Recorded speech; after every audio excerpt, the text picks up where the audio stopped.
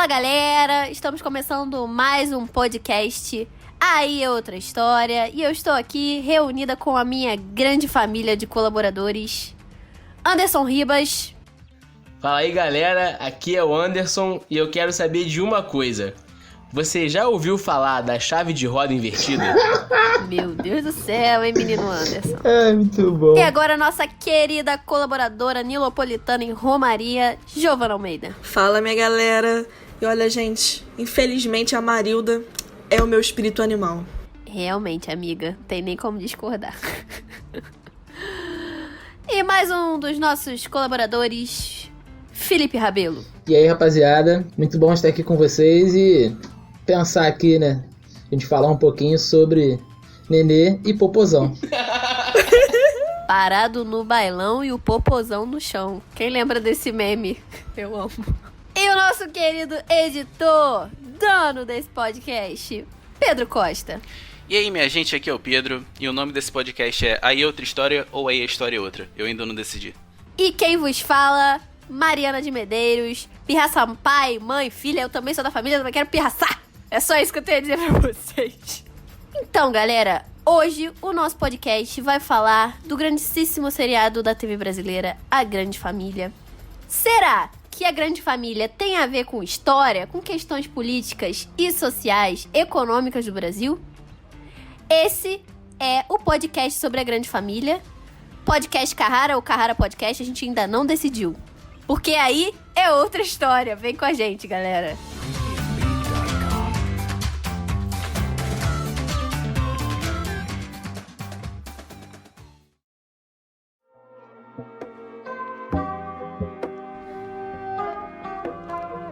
Então, galera, como eu já falei anteriormente, hoje o nosso episódio é sobre um seriado que fez parte da nossa infância, que a gente tem um carinho todo especial, que é A Grande Família. Mas a gente quer falar de algumas especificidades que a gente percebeu enquanto estudantes de história, assistindo um pouco mais velhos, e que a gente quer passar para vocês essas especificidades, essas coisas diferentes que a gente encontrou assistindo o seriado. Antes da gente entrar exatamente no assunto do seriado, o Pedro vai explicar algumas coisinhas técnicas, algumas coisas de historiadores que só a gente aprende na faculdade, que é meio chatinho, mas ele vai falar de um jeito todo especial que você vai entender. Sobre filmes e séries que são estudados pela história. Nenhum filme, galera, ou série, quando é estudado por historiadores, eles podem ser interpretados para refletir o que eles mostram de fato.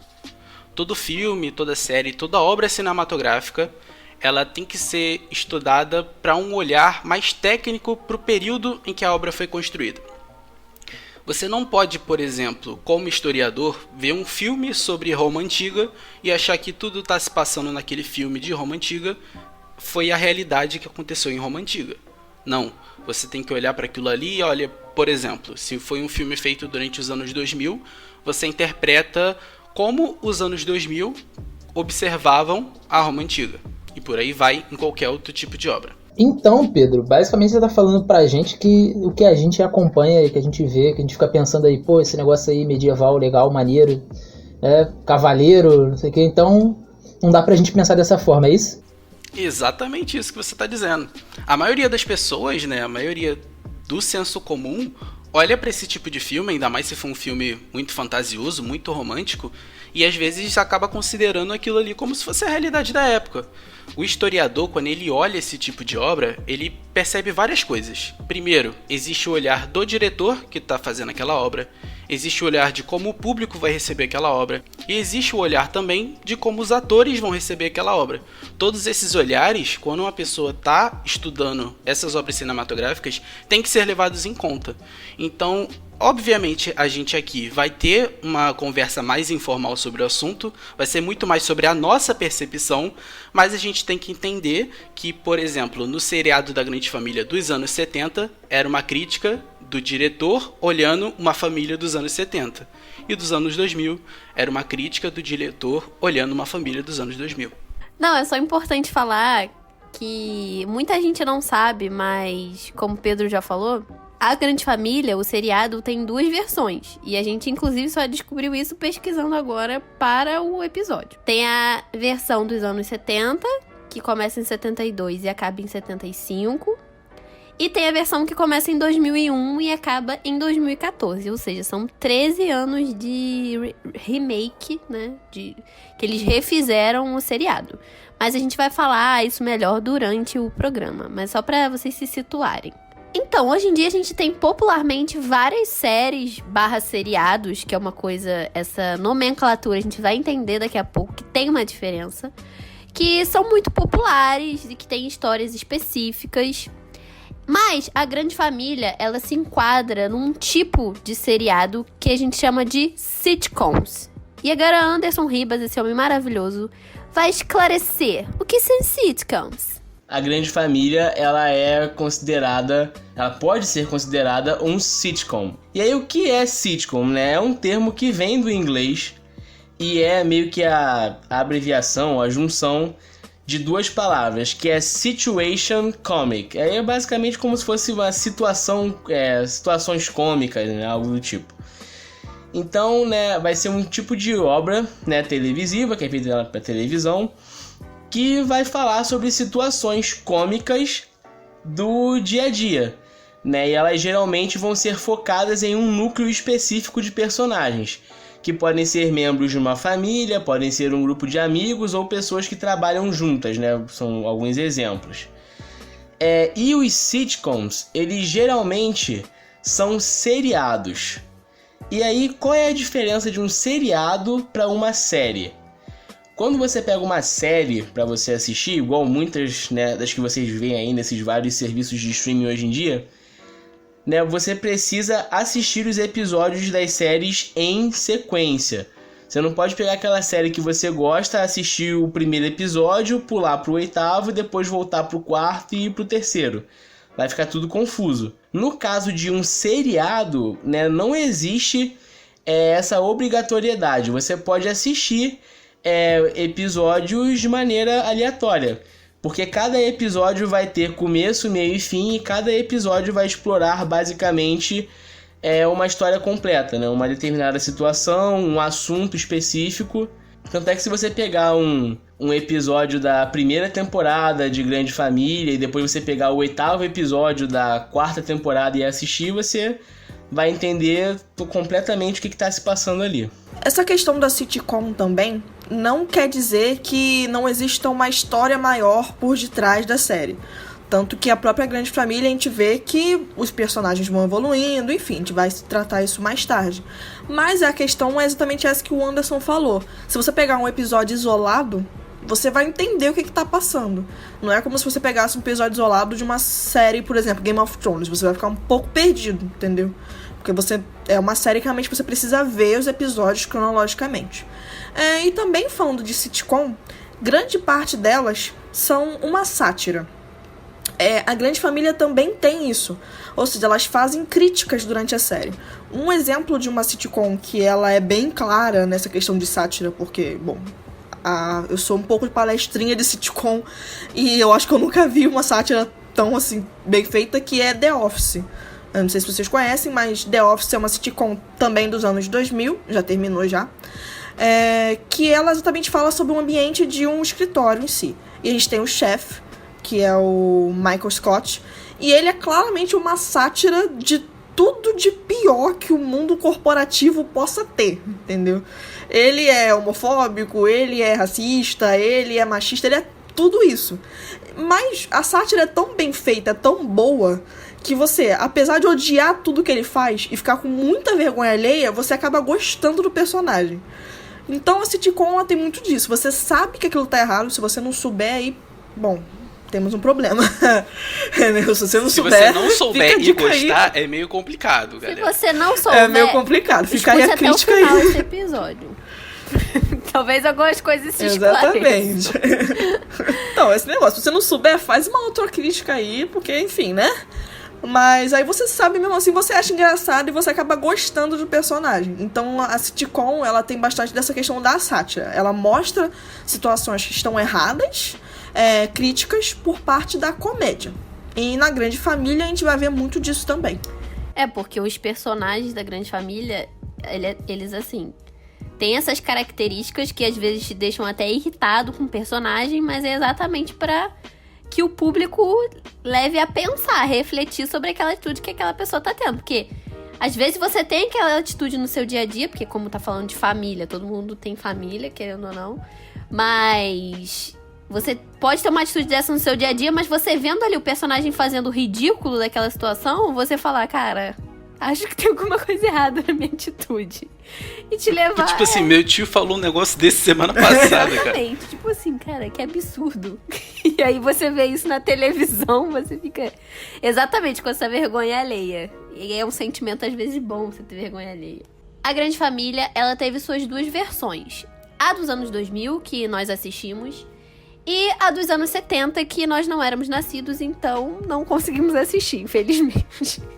E os episódios são de... Assim, o acesso é bem difícil. Só tem alguns pela internet, mas a gente não conseguiu assistir como a gente assistiu a série, o remake, né, mais recente. A criação desse seriado, ele não foi pensado por acaso. Ele foi pensado para demonstrar uma família tipicamente brasileira. E desde o início, desde os anos 70, a Grande Família ela é pensada para apresentar situações do cotidiano da família brasileira. E que para os brasileiros, já dessa época, para que eles se identificassem com aquela família que eles estavam vendo na televisão. E por isso os episódios vão trazer sempre situações do cotidiano dessa família. Vão ajudar, né, também a minimizar aquele período que estava vivendo, que por acaso, a gente tá falando de ditadura militar de novo.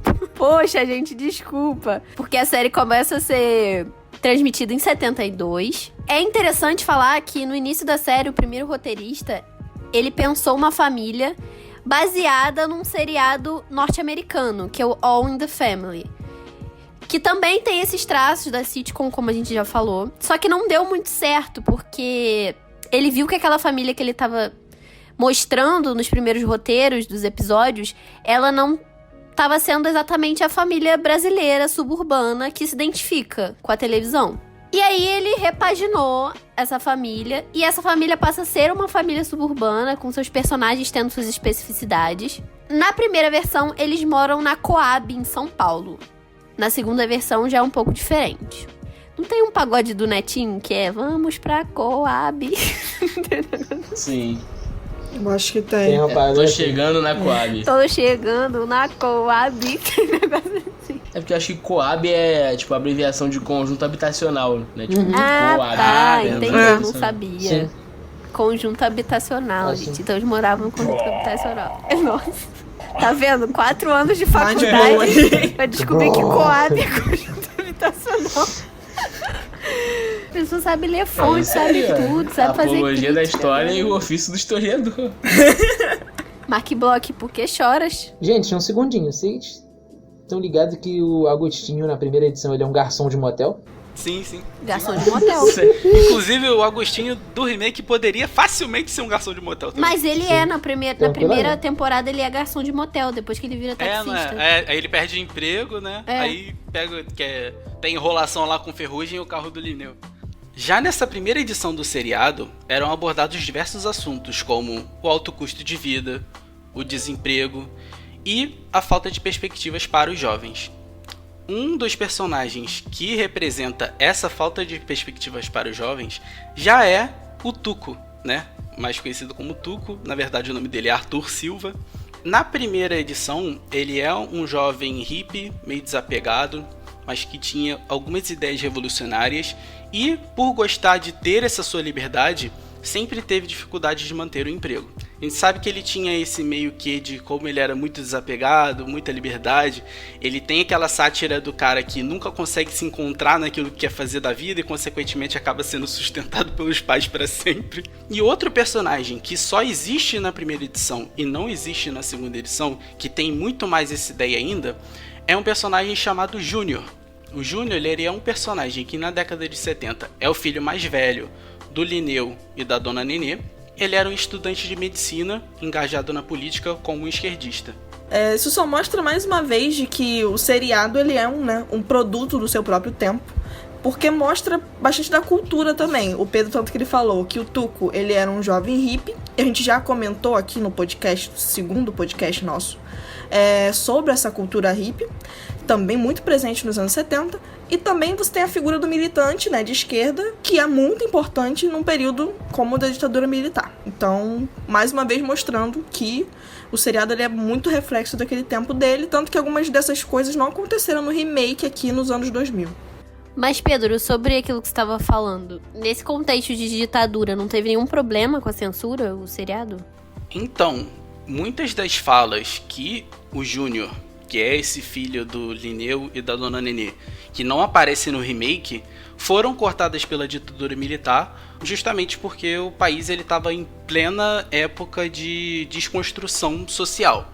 Então, muitas das vezes, as pessoas que eram responsáveis por esses cortes consideravam algumas falas desse personagem como incentivadoras de grande massa, até porque a série acabou fazendo muito sucesso na Rede Globo. Ela foi uma série que foi trazida para cá justamente para trazer mais audiência, e ela conseguiu ter essa audiência. Então, alguns episódios, inclusive, acabaram sendo também cortados por conta disso. Justamente porque a ditadura não aceitava que essas ideias revolucionárias ou que algumas falas desse personagem viessem à tona e pudessem influenciar várias pessoas. Não, eu perguntei isso porque pesquisando sobre, eu vi que tem um episódio dessa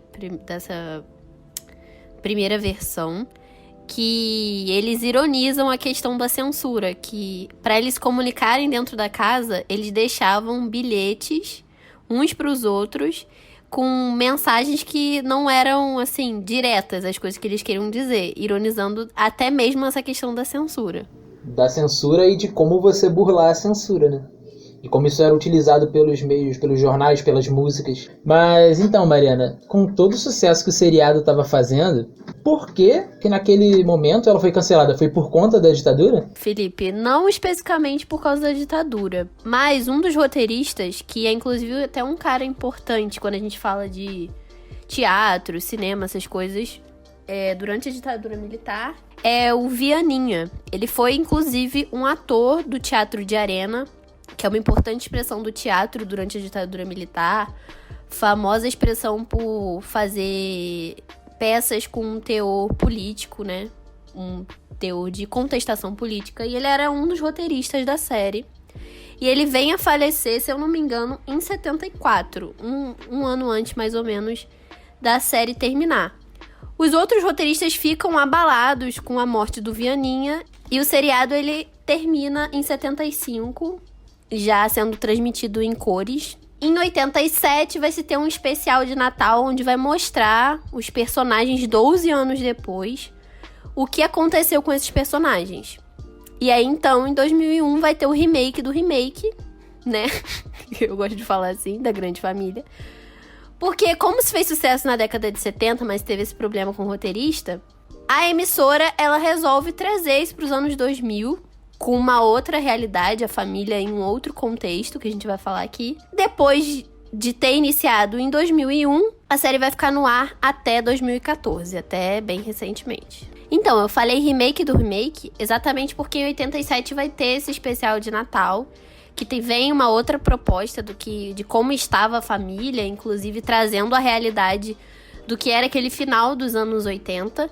E aí, em 2001, a gente vai ter o remake de verdade do seriado, porque aí vai ficar mais tempo no ar, com os problemas, né, as questões que os anos 2000 estavam trazendo, que é até uma coisa interessante, porque a série, ela continua com essa essência de falar das questões que aquela família perpassa, né, durante os anos, porque a gente sabe que as questões sociais, elas acabam refletindo no nosso cotidiano. Essa pandemia, inclusive, é uma dos exemplos disso. Tem um exemplo muito claro nos primeiros episódios, que é o Brasil, no início dos anos 2000, ele passa por uma recessão de água e de luz. Tava passando por uma crise econômica. Tem-se uma fila muito grande pro banheiro, tem uma confusão dentro da casa dos Silva. E durante toda a série, inclusive no remake, eles vão trazer esses problemas sociais do Brasil pra dentro da casa deles. Porque isso acontece, né? E assim como os problemas eles vão mudar, né? As situações vão mudar, os personagens também vão mudar. É claro que eles vão manter, né, os mesmos nomes, as mesmas características, eles vão ocupar as mesmas posições dentro da família, né, por assim dizer, mas esses personagens eles vão passar a representar pessoas dos anos 2000 e não mais pessoas dos anos 70, como era na primeira versão. E uma outra coisa que também é importante a gente ressaltar aqui é que o local onde se passa a série também muda, né? Porque como o pessoal já falou aqui antes, né, a primeira versão ela vai se passar em São Paulo, né, na Coab, e quando tem essa versão dos anos 2000, ela vai se passar num subúrbio aqui do Rio de Janeiro, né? Eles não especificam exatamente onde é o lugar, tanto é que até os episódios onde eles falam da associação de moradores, eles só colocam a associação de moradores do bairro, né? Eles não falam o nome do lugar, mas a gente sabe que é no estado do Rio de Janeiro. Então é óbvio que isso tudo vai influenciar, né, nas mudanças aí na construção, né, desses personagens. Né, o Linneu, por exemplo, ele vai continuar sendo a figura do patriarca, né, daquele pai de família, e por mais que o que eu acho mais interessante do Linneu é que, assim, em alguns momentos ele se mostra como uma pessoa muito conservadora, mas em outros momentos da série ele também passa uma visão bem progressista, né? E eu acho muito bacana que você vê essas ambiguidades dele, que uma hora ele tá transitando mais para um lado, na outra ele tá mais pro outro. Eu acho isso muito bacana. É porque na própria abertura até da série mostra o Linneu, né, numa manifestação, reivindicando. E ele meio que larga esse lado dele pra ficar com a Nenê, né, pra casar, pra ser um pai de família. E ele acaba, acho que, meio que comprando esse discurso do patriarcado, né. Que ele vê que ali no cotidiano ele precisa ser aquela figura masculina que erra muitas vezes. Mas que eu também vejo que o personagem, durante o decorrer da série e durante os debates que vão acontecendo nesses 13 anos de seriado, ele evolui, assim, nessas questões. Tem até uma cena do Linneu, nos primeiros episódios, que é quando a Bebel, ela tá indo trabalhar no salão de beleza da Marilda. E aí ela dá a ideia pra Marilda de que o salão de beleza tem que ser unissex. E aí eles têm ele, a dona Nenê e o Agostinho, eles têm uma discussãozinha, né, sobre... Tipo, vai lá, Agostinho, você tem que apoiar a sua esposa, porque ela tá lá. E o Agostinho, não, mas você quer que é isso? Que homem, salão de beleza, vai pra homem, que não sei o que não pode... Aí o Linneu chega, não, cara, que isso? Mas por que o homem não pode ir pro salão de beleza? Por que você tá com esse preconceito aí, que não sei o quê? Aí depois a Nenê vira pro Linneu e fala, ué, Linneu, vai você então, vamos lá pro salão de beleza você, que aí tá tudo certo. Ele, não, mas que isso, onde já se viu? Eu, um homem, pai de família, vou estar no salão de beleza, vou fazer o que no salão de beleza? Ele automaticamente trava, né, na hora. Vai você, não, eu não posso ir, não é possível. Exatamente. E é exatamente isso que o Anderson falou, né, que tipo, ele se mostra em certos momentos um homem revolucionário, um homem diferente daquele ali, mas em outros momentos ele volta pro papel de pai de família patriarcal, que tá sempre ali em volta circulando a família, né? Mas, cara, isso que a Mari falou também, de você perceber a evolução do personagem no decorrer da série, tipo, acontece muito mesmo com ele.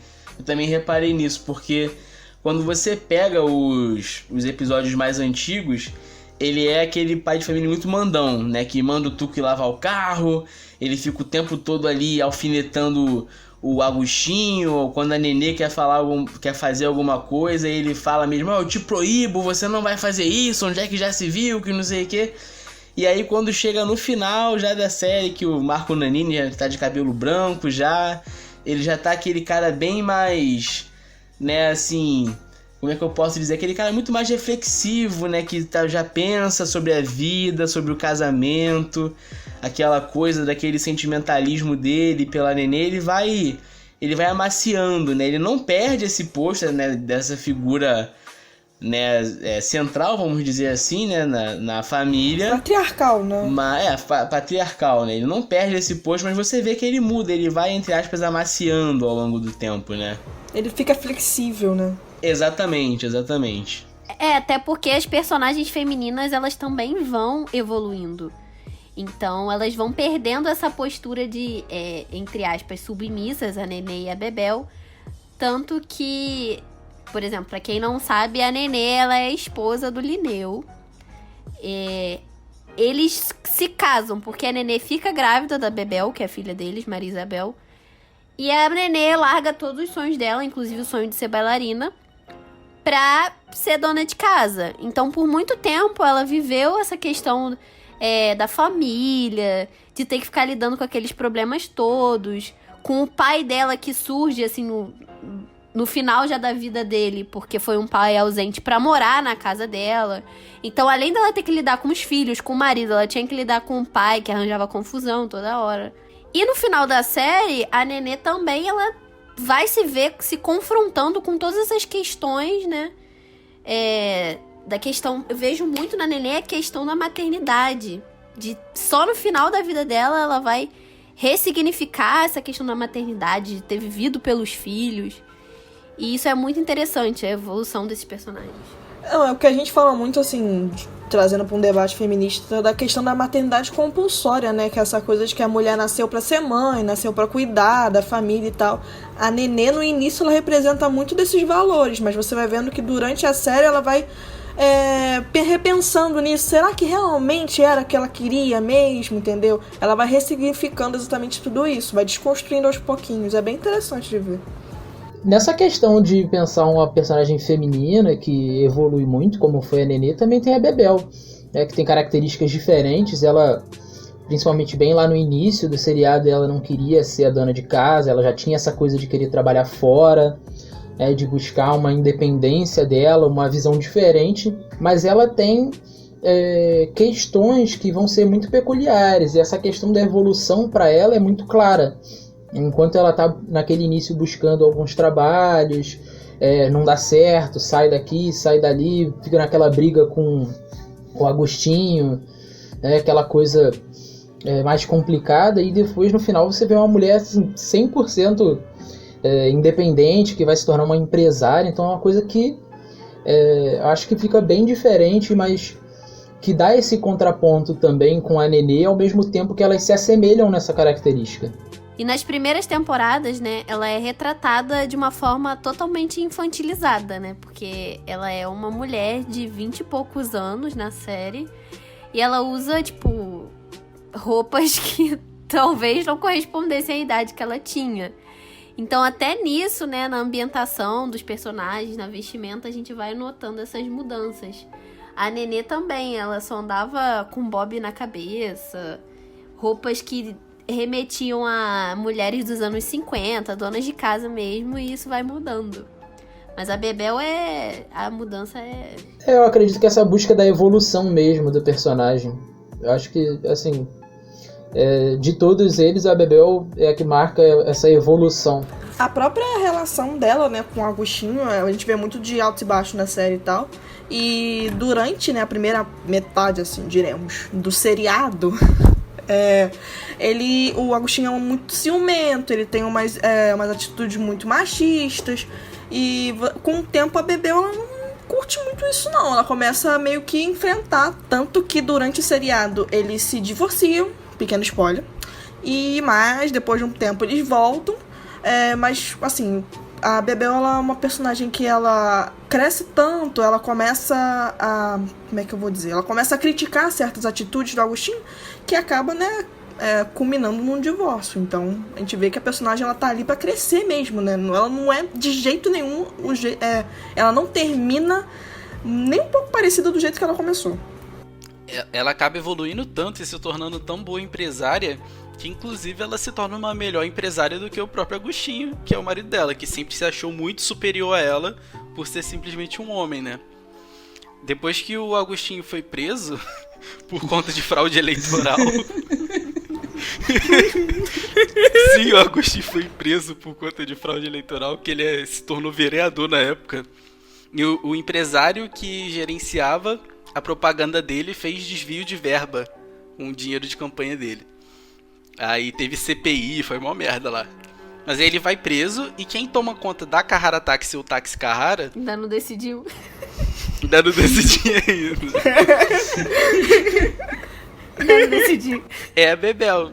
E a Bebel, ela acaba criando um outro membro da Kahara Taxi, ou Taxi Kahara, que é a Moto Kahara, não é? Não? Kahara Moto Taxi. Kahara Motors, Kahara. Isso aí. E aí... Kahara Motors.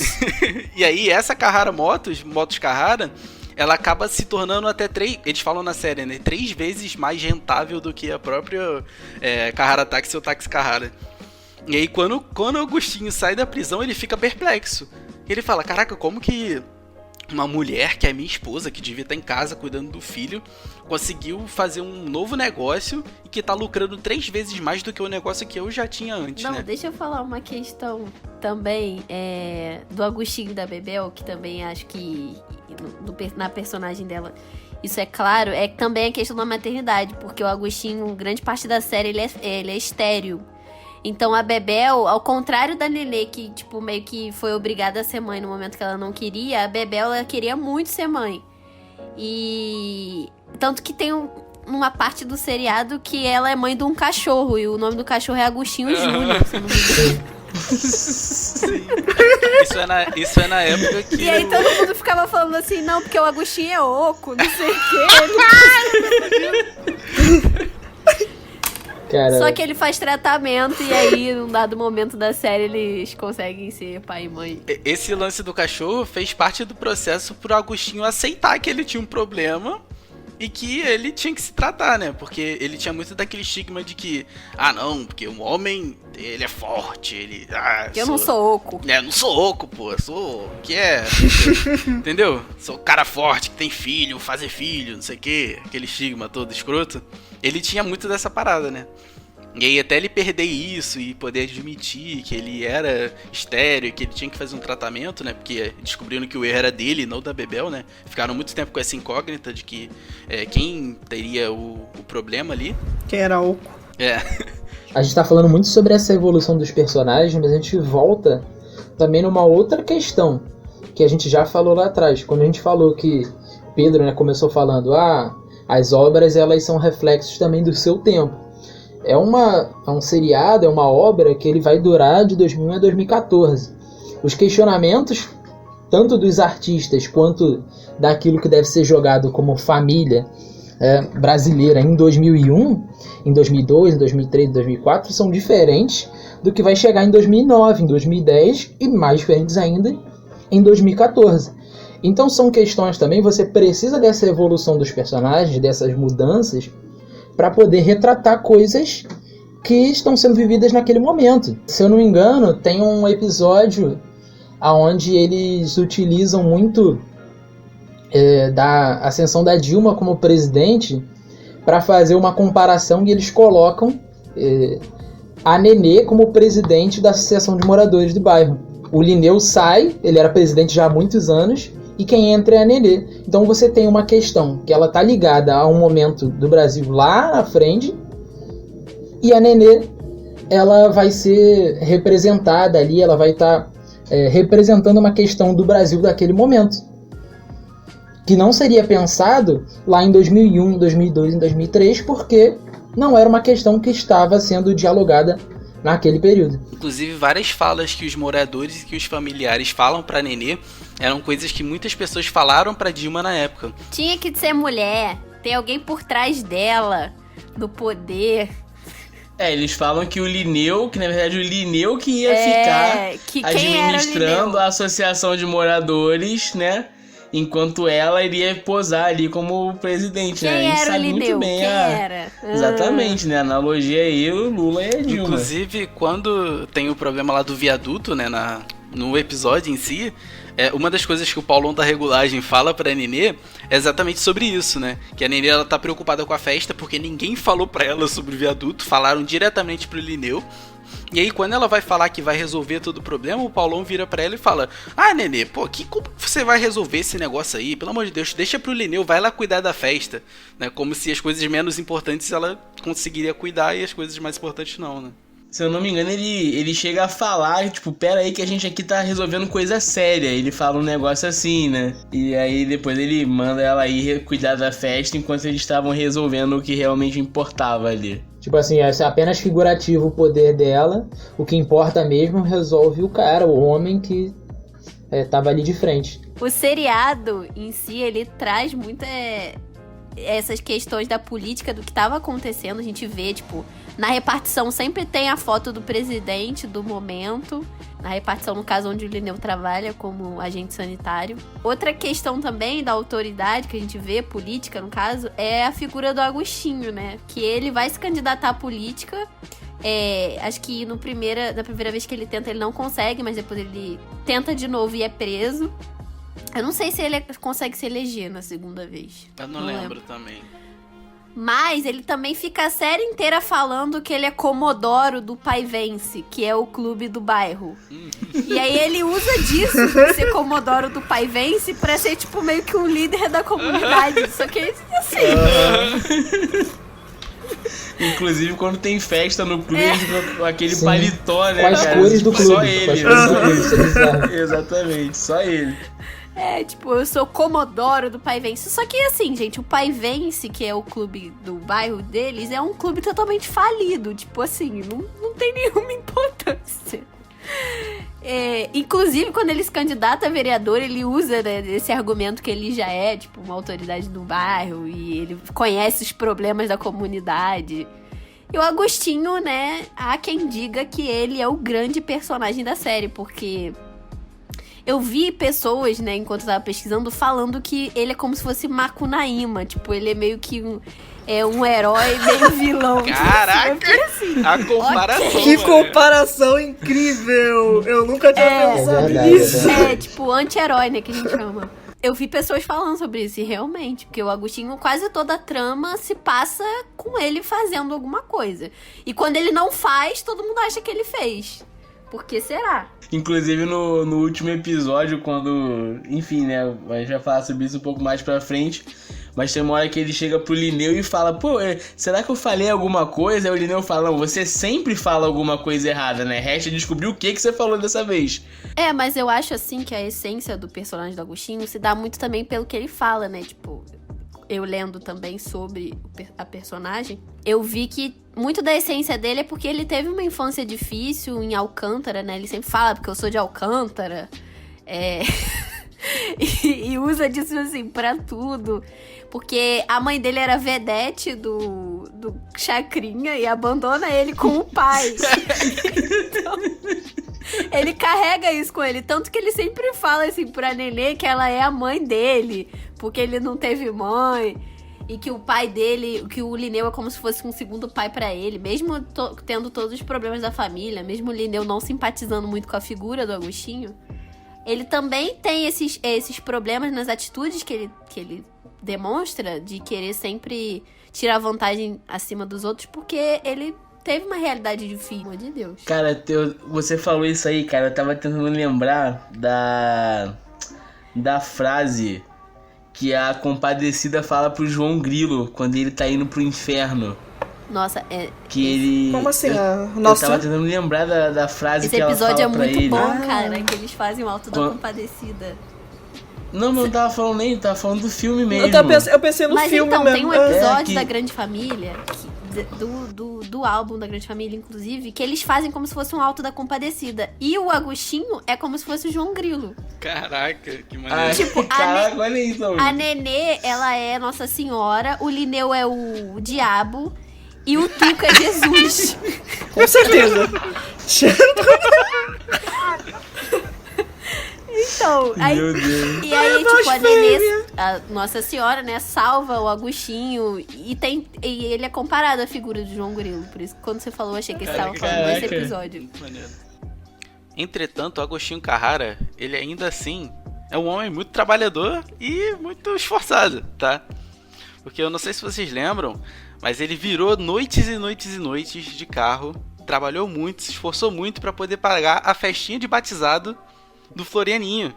E no final, ele não teve a festinha de batizado porque teve que pagar aluguel pro Beisola. E vale lembrar também que Agostinho Carrara, sempre que ele fala alguma coisa, ele fala da perspectiva de um homem que já morreu, porque ele é infartado E ele faz questão de falar isso a todo momento. Que ele é um homem que já morreu, que ele já é infartado e ele pode muito bem morrer de novo.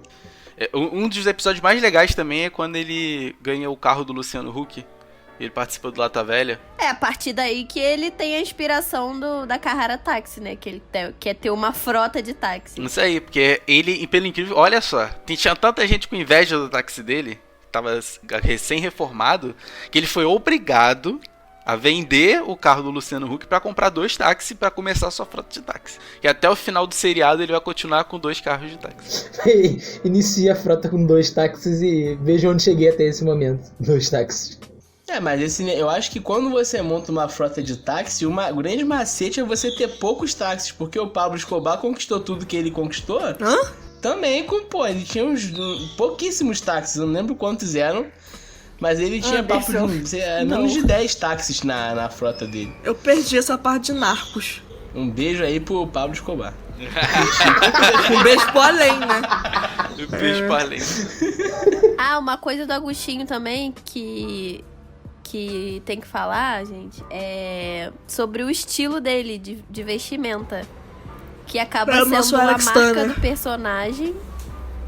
E as pessoas, sempre que vem alguém sendo muito brega, falam, pô, tu tá vestindo a roupa do Agostinho. Tá vestido igual o Agostinho. Tem um meme.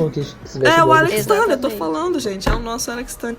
Eu tenho um meme muito bom, inclusive, disso, que é tipo o casal moderno de hoje. Uma ruiva e um cara vestido de uma forma estranha. Então. Exatamente. Bebel e Agostinho. Bebel e Agostinho. Mas assim, voltando a falar assim, um pouco mais sério, né? Porque assim, o Agostinho, como ele é um personagem muito caricato e muito controverso, né? A gente sempre lembra desses momentos dele. Mas assim, eu acho que a figura que ele quer passar, né, que querem passar, né, construindo o personagem daquela forma, eu acho que é muito aquela coisa quase do bom malandro, né? Daquele cara que tá sempre ali, tentando dar um jeito, com os pensamentos meio conturbados dele, mas assim, que no final ele acaba sempre fazendo a coisa certa, né? Ou porque ele realmente se toca de que ele tava agindo errado e ele começa a fazer as coisas certas, ou até porque as próprias circunstâncias mesmo levam ele a fazer aquilo, né? Eu acho que no fim das contas essa é meio que a ideia assim por trás do personagem, né? Não sei se vocês concordam. É meio que uma pessoa que, tipo, ele teve que crescer a vida inteira sendo malandro, sendo espertão, sendo um cara que passa os outros pra trás. E aí, quando ele se depara pra vida adulta, ele já fez isso durante tanto tempo que ele continua fazendo isso, mas com mais responsabilidade, podemos dizer assim, né? Não é como se ele fizesse de propósito, faz parte da personalidade dele. O Agostinho, ele é interpretado pelo Pedro Cardoso, que basicamente acabou sendo um personagem que marcou a carreira do ator.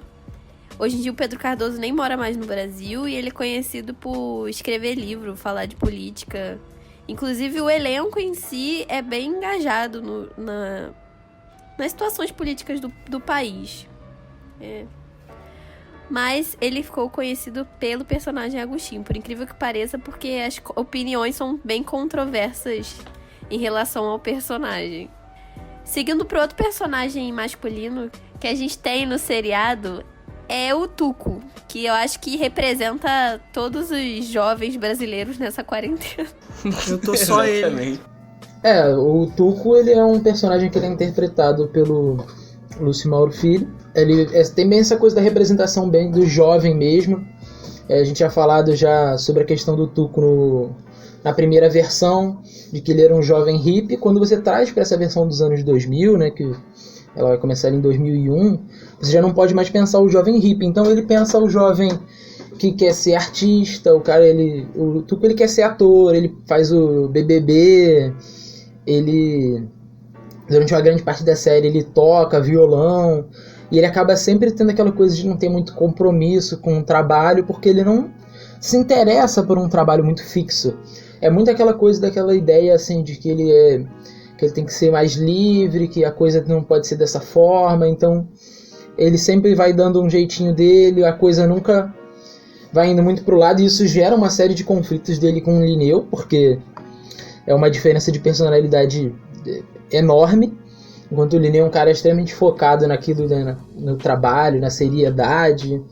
O Tuco é um cara que ele não tá muito preocupado com isso. Ele tá mais preocupado com seguir a carreira dele de artista. E aí o Lineu passa o seriado inteiro arrumando diversos trabalhos para ele. Porque o Lineu quer de qualquer forma que ele seja empregado e não adianta, porque ele sempre acaba arrumando algum problema no trabalho por questão mesmo da falta de compromisso que ele tem, né? E aí, mas ele também acaba trazendo essa dicotomia muito daquilo que é o mundo do jovem mesmo. Porque ao mesmo tempo em que ele, entre aspas, ele não tem a seriedade para buscar um trabalho fixo, ele, de certa forma, com toda essa idealização dele, ele vai atrás realmente de ser um artista, né? Então ele passa a série inteira se dedicando nesse sentido, e não daquela forma que as outras pessoas esperavam. Não, o que eu acho interessante do personagem do Tuco é que, como na segunda versão não tem o personagem do Júnior, que seria o militante de esquerda, que não se encaixa já nesse período depois da redemocratização, né, que perde um pouco desse perfil da militância, mas o Tuco acaba que ele é o personagem que incorpora questões, assim, de contestação. Você vê ele sempre com uma camisa, às vezes tá com a camisa do Che Guevara, camisa de banda que fala sobre, tipo, questões de contestação mesmo, de políticas, sociais. Tem episódio que ele tá com a camisa do The Offspring. Enfim, ele tá sempre trazendo, assim, tem um cabelo muito grande, que mesmo nos anos 2000 isso não era comum para um homem. Então ele tem elementos no personagem que eu acho que mesmo sem o Júnior, a série quis trazer elementos que distinguissem esse jovem, né? Que era engajado, mas nem tanto, assim. É o engajado mais individualmente, assim. Ah, sou rebelde, quero buscar os meus sonhos, não quero ser igual os outros filhinhos de papai que saem, estudam, viram funcionários públicos, tipo isso. Já o Seu Floriano é meio que o contrário do Tuco em alguns desses sentidos, né? Porque enquanto o Tuco ele é desocupado porque ele quer fazer, ele tem outros sonhos que são diferentes, que são artísticos, nesse sentido, o Seu Floriano ele é desocupado porque ele é um velho aposentado, né, cara?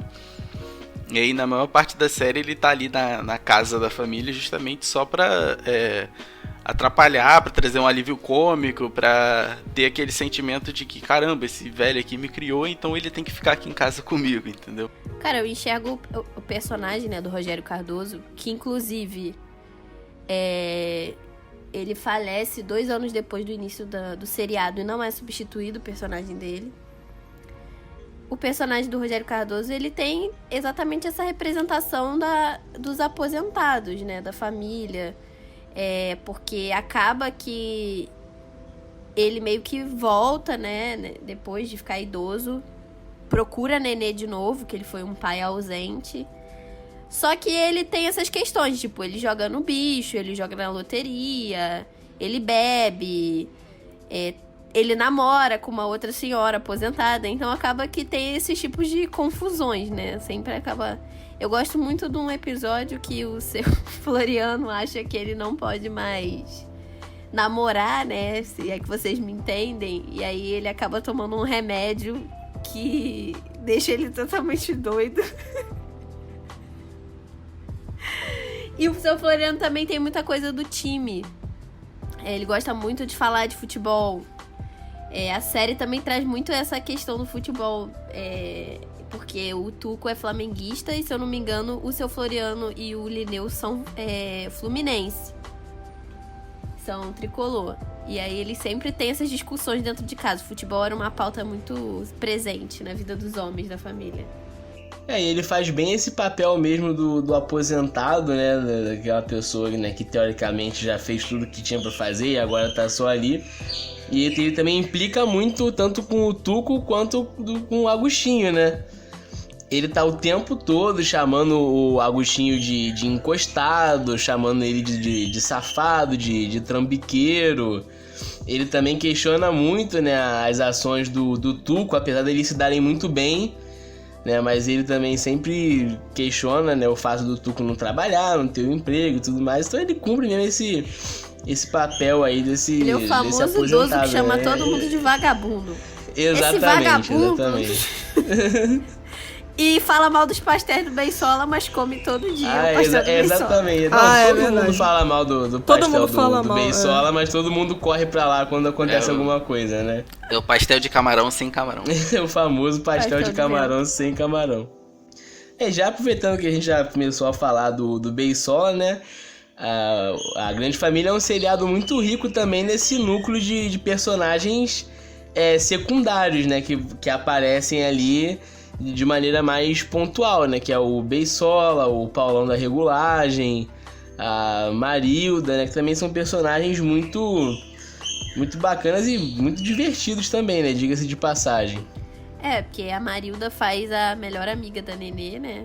Que é a dona do salão. O Beisola, o dono da pastelaria, que é apaixonado pela dona Nenê, num bom pedaço da série, e ele tenta ficar conquistando a dona Nenê e acabar com o casamento do Nenê e da Nenê. Isso é incrível. E ele também tem um distúrbio psicológico que ele acha que é a mãe dele morta. Exatamente. Quando ele não toma o remédio, ele assume a personalidade da mãe dele. Tem o Paulão, que é o mecânico que fala tudo errado. Paulão aí que foi um personagem fundamental pra série, porque sem ele não existiria Táxi Carrara ou Carrara Táxi. Não decidimos. Tem o Pajé também, que é o... Eu não sei como posso dizer isso, não sei se é babalaô, não sei se ele é pai de santo, mas ele é uma pessoa que, tipo assim, as pessoas iam se consultar, querer falar com parentes que já faleceram, e aí iam lá no Pajé. E acaba que depois ele trabalha também junto com o Agostinho. E também tem o Florianinho, né? É o filhinho do Agostinho e da Bebel. Que eles botam o nome de Floriano exatamente em homenagem ao avô que tinha falecido. Apesar de ser o personagem mais novo, também é um ótimo personagem, diga-se de passagem. Porque ele, na verdade, ele materializa toda aquela vontade da Bebel e do Agostinho de serem pai e mãe. E ele acaba tendo a personalidade dos dois. Então é meio que a mistura dos dois personagens, assim. Ele às vezes quer ser malandro igual o Agostinho, mas ele tem meio que o gênio da mãe dele de se impor e tal. Eu gosto muito no episódio que ele questiona por que o nome dele é Floriano. E aí é um episódio até bem bonito, que eles fazem explicam, né, como era o avô dele, que era uma figura importante pra família e tal. E aí ele entende, né, essa herança do nome dele. E eu acho bacana que mesmo que ele seja muito novo, tem um episódio, né, que é o aniversário da Bebel.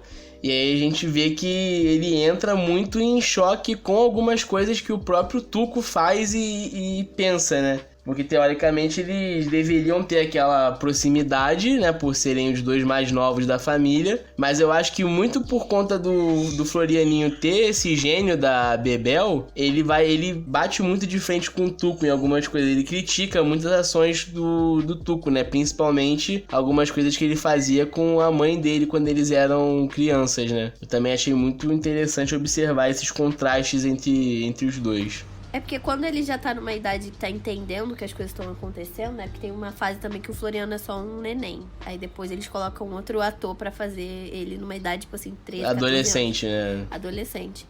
E ele já vê, tipo, a situação dos pais consolidada na empresa, e o Tuco acaba que fica encostado dentro de casa, né? Então ele não tem uma imagem, assim, muito boa do tio dele. Tipo, ex-BBB, ator em ascensão, sabe? Então, galera, a gente falou dos personagens, mas assim, quais foram os episódios que chamaram mais a atenção de vocês? Porque eu não sei se o pessoal tá entendendo, mas A Grande Família, como é uma série que fala sobre uma família brasileira, ela perpassa muitos momentos e situações que são importantes para a história do Brasil. Pra mim, um episódio que mais me marcou, e não tem muito um background por trás da história do Brasil, etc. Mas é um episódio que acaba simbolizando muita coisa. É o episódio da festa de Dia das Mães da Dona Nenê. Porque eu acho que é um episódio chave pra você entender o que acontece ali na Grande Família, sabe? Nessa festa acontece de tudo. Tem desde pegação de santo até o Paulão fingindo que ele é o irmão gay e pegando a mãe do pai de santo. Entendeu? Gente, um clássico do subúrbio. Então, assim, Um clássico do subúrbio. Acontece de tudo nessa festa. Pra mim, é um dos episódios que eu mais ri na parada. Eu fiquei rindo muito aqui em casa. E eu acho que é um episódio que mostra pra você o que é a grande família, sabe? Qual é a experiência que você vai ter com a série. Você vai ver essas loucuras e você vai ver alguns debates mais profundos, porque a dona Nenê, por exemplo, ela não pôde participar da própria festa de Dia das Mães dela, porque ela tava trabalhando. Porque o chefe dela mandou ela trabalhar. Então, assim, você consegue ter a perspectiva de tudo que tá acontecendo ali, sabe? Mas eu vejo também que, assim, os episódios de Dia das Mães são episódios importantes pra série. Tipo, todo ano eles faziam um episódio de Dia das Mães. Acho que foi a primeira vez que a Nenê realmente escolheu o que ela queria fazer naquele dia. Que ela escolheu trabalhar. E o que eu acho bacana nessa decisão que a Nenê toma de trabalhar é que ela é contratada, né? Ela é chamada pra começar a trabalhar no próprio dia. E aí, quando ela fala que o patrão dela ligou chamando ela pra ir trabalhar porque a outra pessoa que tinha sido contratada não tinha aparecido. E aí todos eles se questionam, né? Ah, mas claro que ninguém vai aparecer, pô. Qual é a mãe que aceita começar num trabalho novo justamente no Dia das Mães? Aí ela vira e fala, eu aceitei.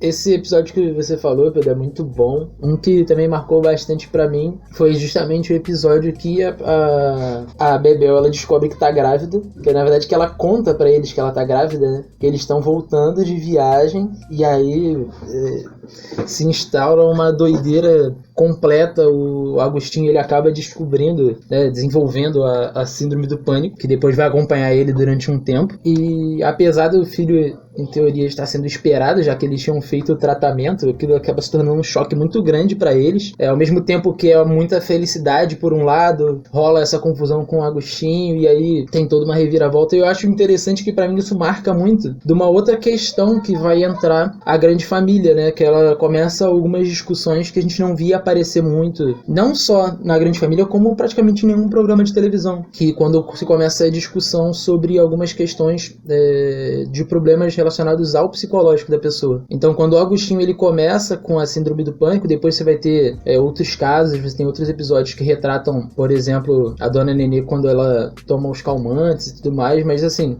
esse episódio acaba sendo um marco dentro da grande família por marcar isso, justamente no Agostinho, que era macho, que não sei o que não tinha problema, que era corajoso, bravo, nervoso, e o cara ele acaba afetado por aquilo ali, por causa da notícia de que ele vai ter um filho, somado com algumas outras coisas, é claro. Então, pra mim, foi um episódio que, além de ser muito engraçado, marcou assim, uma coisa que eu achei muito interessante dentro do seriado. Um episódio também nessa pegada que o Felipe falou, que é, às vezes, até levar numa forma cômica e tal, alguns problemas, mais questões sérias, né? Que eu acho engraçado, mas obviamente tem toda uma questão por trás. É que a dona Nenê, ela toma remédio pra emagrecer. Só que ela fica meio alucinada, assim. Ela fica presa no mercado, tendo alucinações. A gente tá até comentando esse episódio aqui já, se não me engano.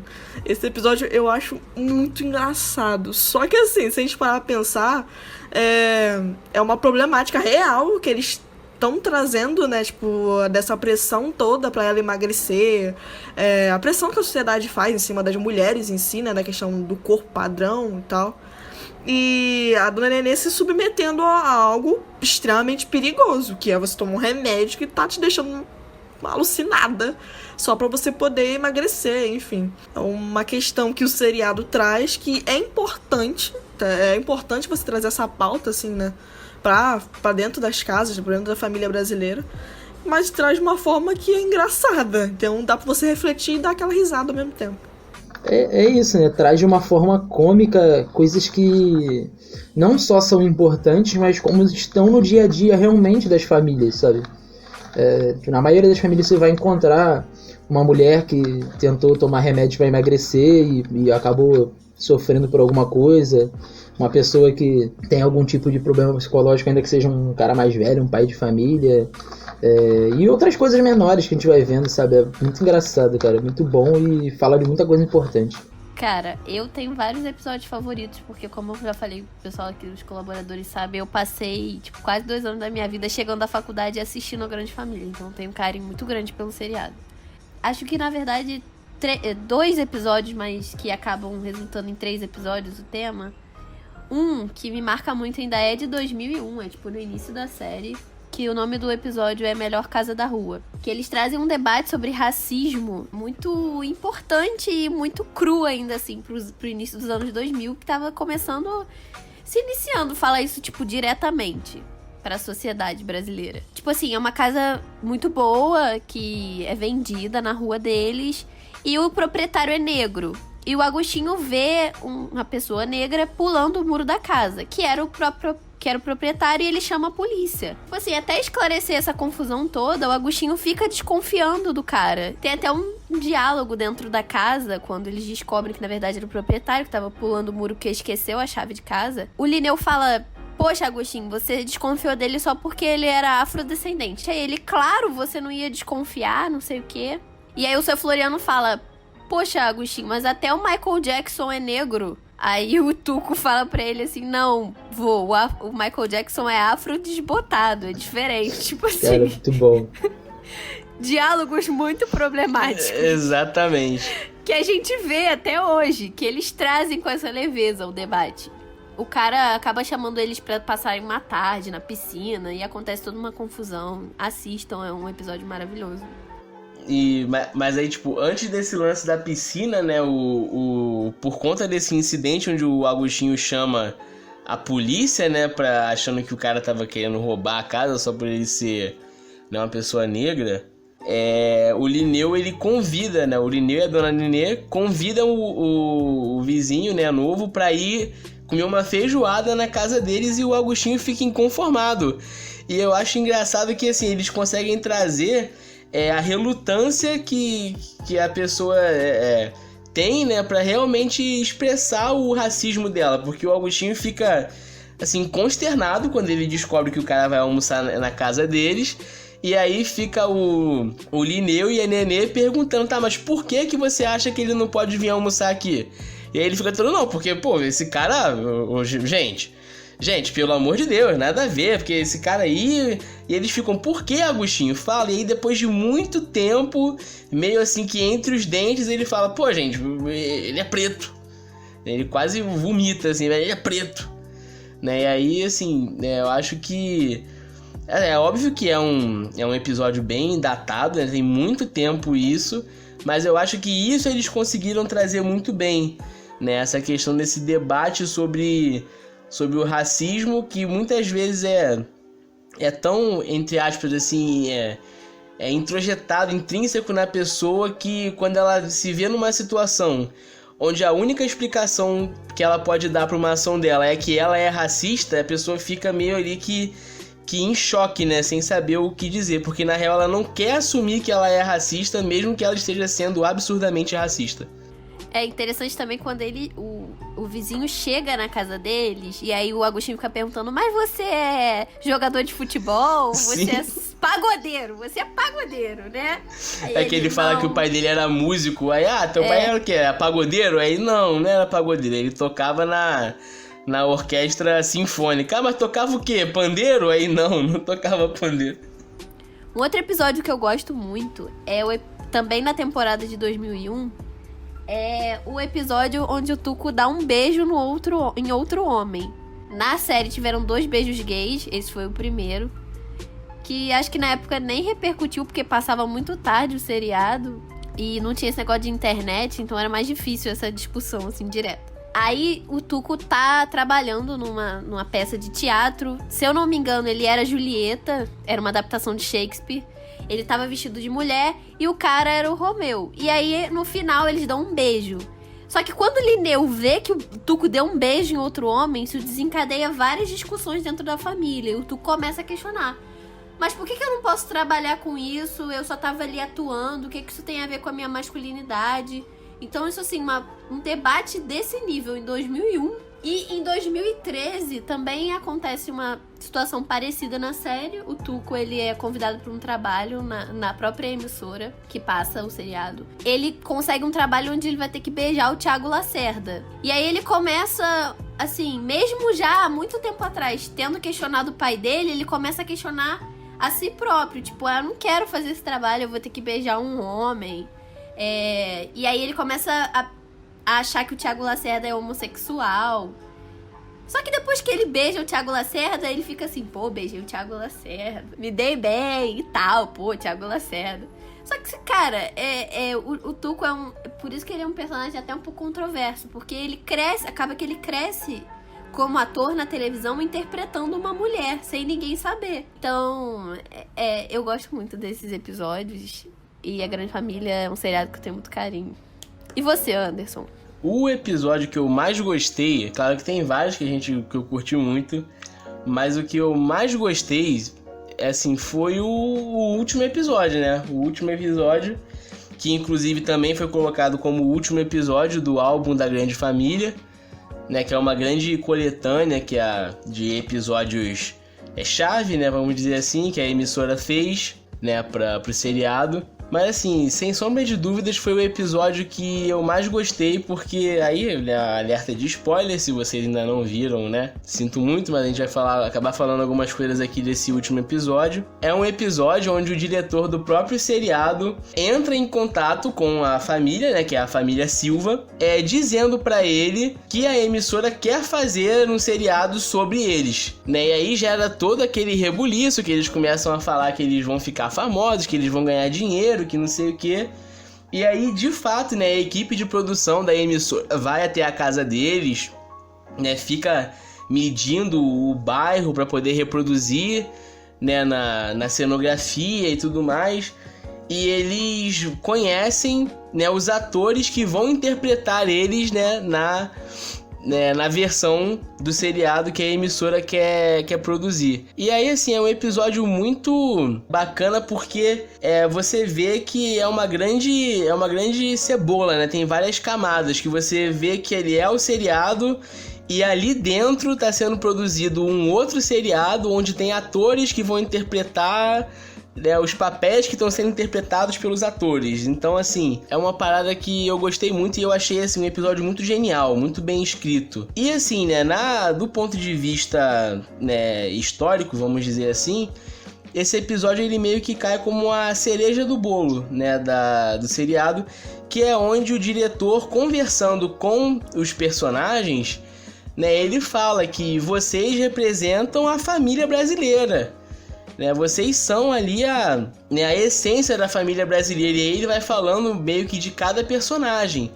né? Ele fala que o Linneu é a figura do patriarca, muito do que a gente já falou aqui, né? É onde basicamente o diretor ele entra ali na própria produção dele e bota as cartas na mesa, né?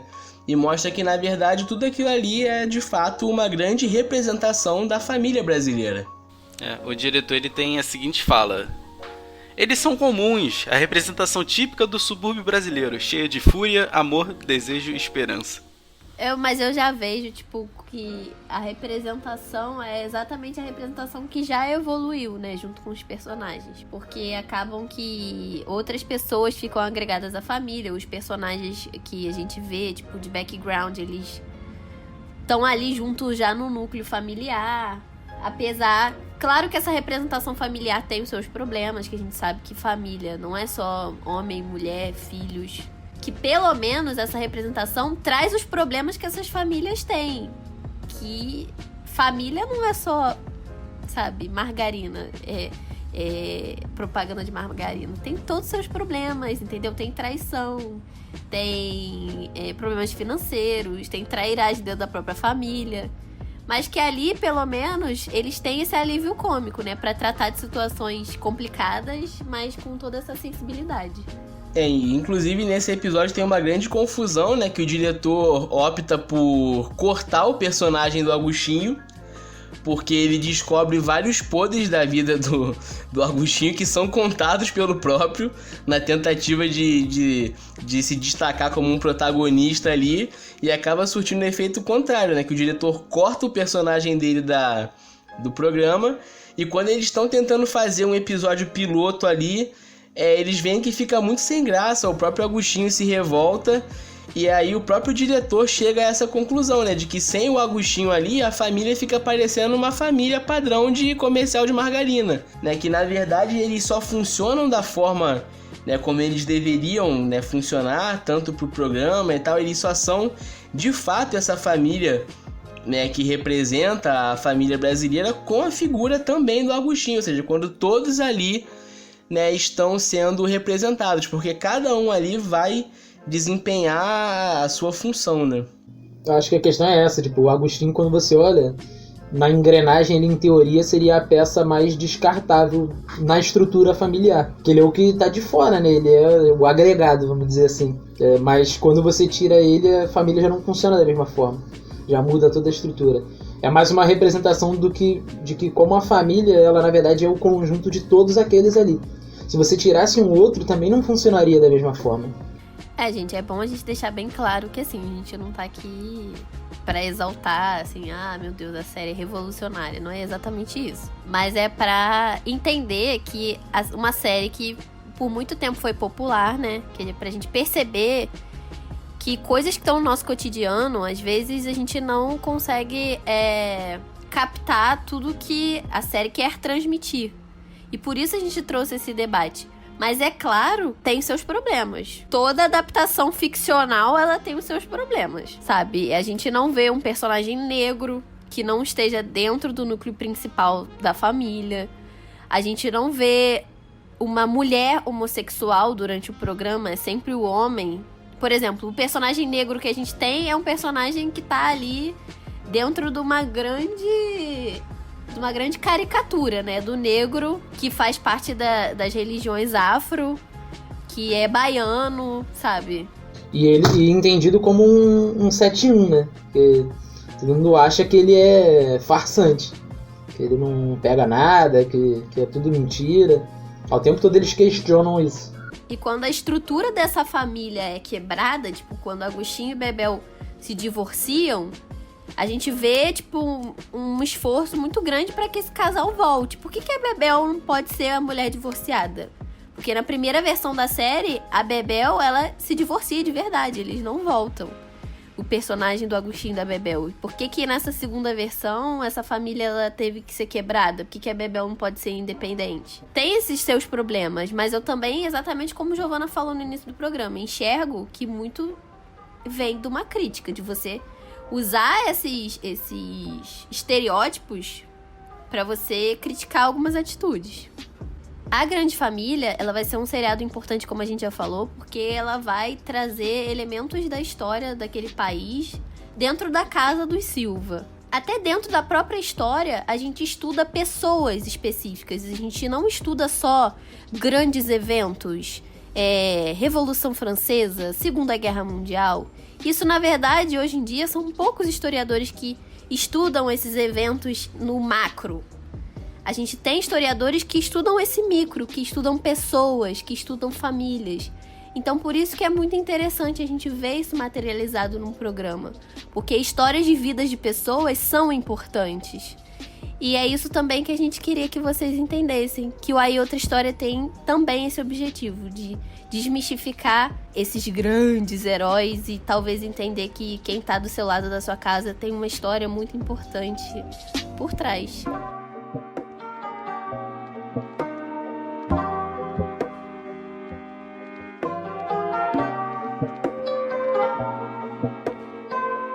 Então, galera, agora é aquele momento que todo mundo espera ao final do programa, que são as indicações do menino Pedro, filmes, músicas, séries, seriados, filmes, tudo que você pode ler, ver depois desse grandíssimo podcast.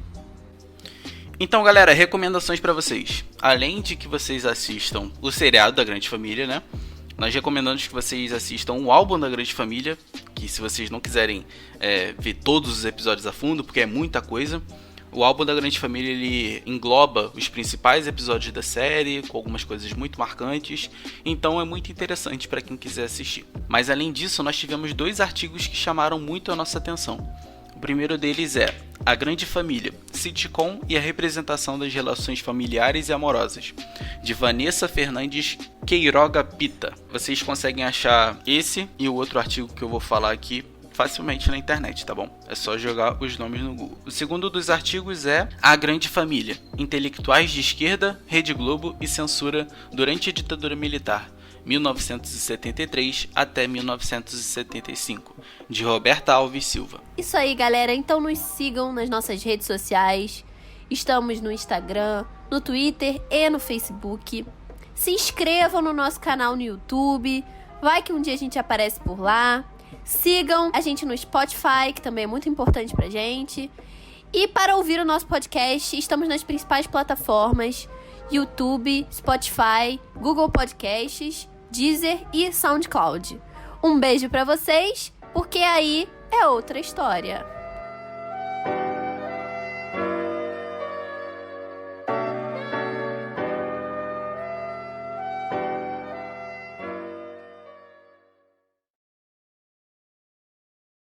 Catu, cascas, cascas, cascas,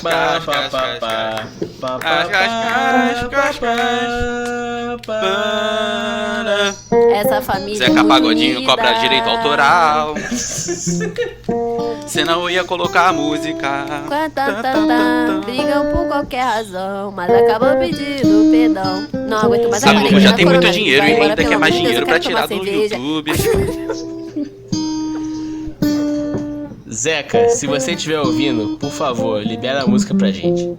Grava um áudio aí no zap Mas é pra do- gente, é mano, do- cantando a música que a gente Eu não usa. sei de quem é a autoria dessa música, mas quem ficou cantando muito tempo é o Dudu Mas se, Nobre. o Zeca liberar, a gente usa a versão do Zeca. Entendeu? Verdade. Zeca, eu te amo. Olha, Queria ser Será sua que, filha. será que é Ivete Sangalo no Liberão?